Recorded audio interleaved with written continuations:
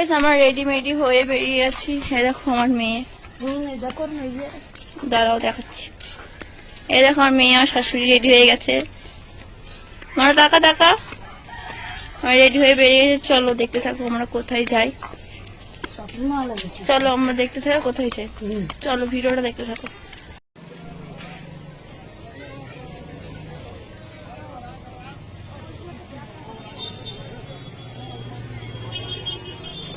তারপরে আমরা মসলন্দপুরে চলে আসলাম ভ্যান ধরিনি, সরি অটোতে চলে আসলাম। এটা তো আমার মেয়ে শাশুড়ি যাচ্ছে।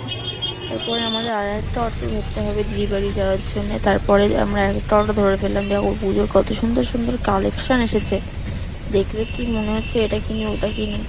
চলো দেখতে থাকো ভিডিওটা। আই হোপ ভিডিওটা তোমাদের খুব ভালো লাগবে।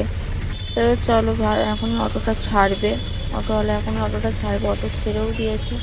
কি সুন্দর সুন্দর চারিদিকে আমার এত ভালো লাগছে। অনেকদিন পরে কোথাও বেরোলাম তো, তার জন্য খুব ভালো লাগছে। প্রথমবার আমি মানুকে নিয়ে রাস্তায় মানে বেরোলাম, আমার খুব ভালো লাগছে। কিন্তু বাড়ি এসেছে আমার কি শরীর খারাপ লাগছিল, তোমাদের কি বলবো। আমি ভিডিওটা এডিট করতেও পারিনি, ভিডিওটা পোস্ট করতেও পারছিলাম। তাও দিদিবাড়ির সামনে চলে এসেছি। এরকম আমার ননদ বাড়ির সামনে ঢুকছি। এ দেখো, এদের হলো এই বাড়িটা, এদের গাড়িও আছে। দেখো আমি ঢুকছি, ভেতরে ঢুকে নিই, তারপরে আমার সাথে আবার কথা হচ্ছে। তারপরে দেখো ভেতরে ঢুকে পড়েছি। আমার ননদকে ডাকবো।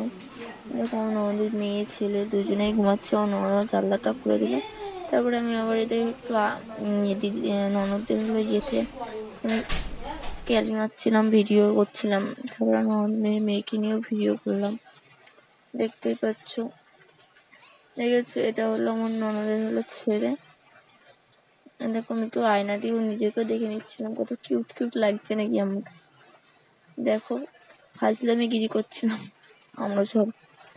যে তারপরে তখন আমরা বাড়ি যাওয়ার টাইম হয়ে গেছে। এখানে মাত্র আমরা 4টায় পৌঁছেছি, 4টায় নয়, হ্যাঁ 4টায় পৌঁছেছি। এবার 5টার সময় বেরিয়ে এসেছি।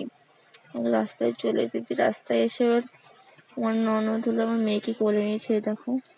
তারপরে আমার ননদের ছেলে যাওয়ার জন্য কাঁদছিল, প্রচুর পরিমাণে কাঁদছে। কত বড় রোডের সামনে এদের বাড়ি। তারপরে অটোতে উঠে পড়বো এখন বাড়ি যাওয়ার জন্য। অটো উঠে পড়ে আমার মেয়েকে নিয়ে আমি ভিডিওটা যে মানে আমি ভিডিওটা আমি করছি না, তাও তোমাদের সাথে একটু শেয়ার করলাম। এবার আমার মেয়ের মুখ দেখতে হবে, তোমরা দেখো। এবার মেয়েকে কোলে করে নিয়ে আমি ইয়ে করছি। তারপরে মসলন্দপুরে চলে আসলাম। মসলন্দপুরে এসে ভ্যানে উঠে পড়েছি, আমাদের বাড়ি যাচ্ছে। ভ্যানে উঠে পড়েছি। তারপরে আর ভিডিওটা কন্টিনিউ করতে পারিনি। আমি ভিডিওটা একদম আমি শেষ করতে পারিনি, তাই আজকে সকালবেলা আমি শেষ করছি। ভিডিওটা যদি ভালো লাগে লাইক কমেন্ট শেয়ার, চ্যানেলটিকে সাবস্ক্রাইব করে দিও।